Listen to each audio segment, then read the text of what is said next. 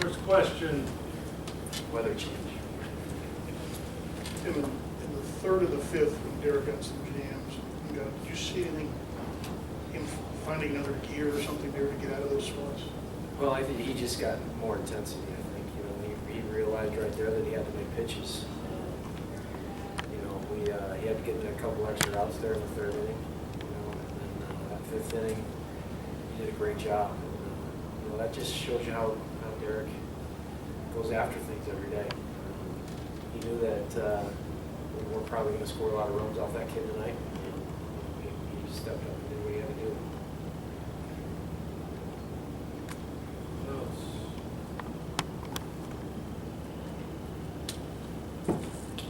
What have you seen from Feliz in these last few outings?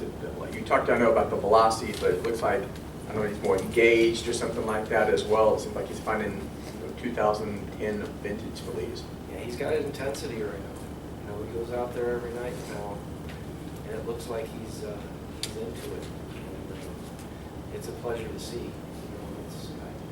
I haven't seen him up until this year, and just watching him go out on the mound. First couple of times just looked a little bit tentative.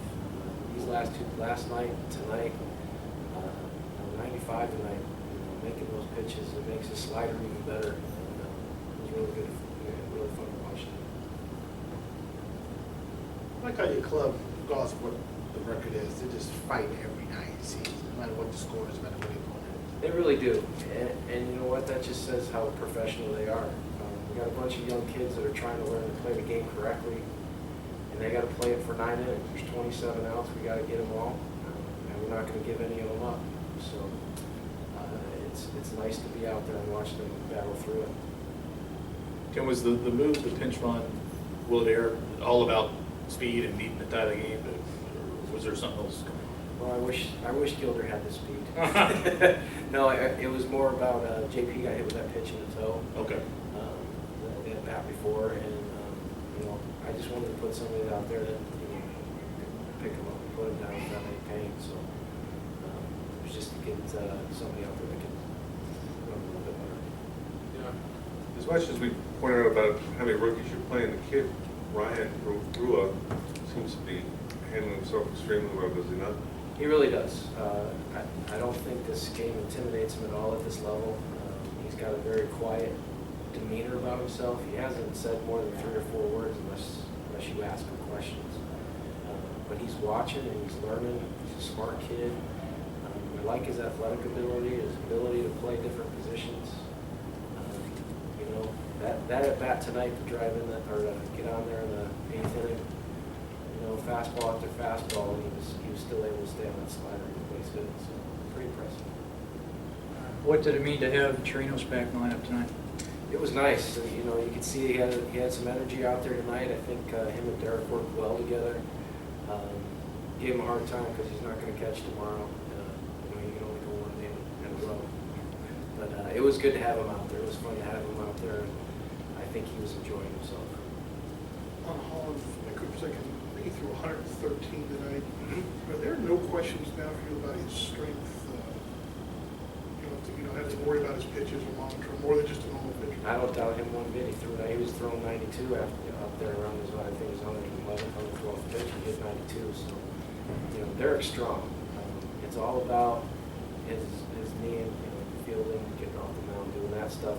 That's looked really well too. So at this point, I'm not going to say I don't have any reservations, but I'm pretty close to it.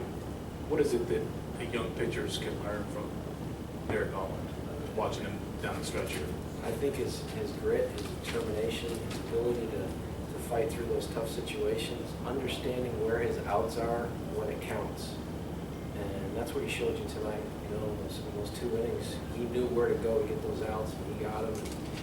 Only ended up giving up 1 run in that 3rd inning, and got out of that 5th. So, those guys can just watch and sit and learn from a guy like that. Elvis in the 4th inning getting picked off second. What did you see there? Was it just a good move, or was he a little lazy? Or? No, a little bit of both. It's one of those things where we know they do a lot of daylight plays. We knew that going in. It was a little wet out there. He wasn't running anywhere. He wasn't going anywhere. Just one of those things where they did a good job. Their pitcher's pretty quick, and I think he slipped just a little bit. I don't know, you guys might have seen it on the replay or whatever. I didn't see it on the replay, but you know, it was a big situation. You know, it's tough to get picked off there, but you know, got to give them some credit too.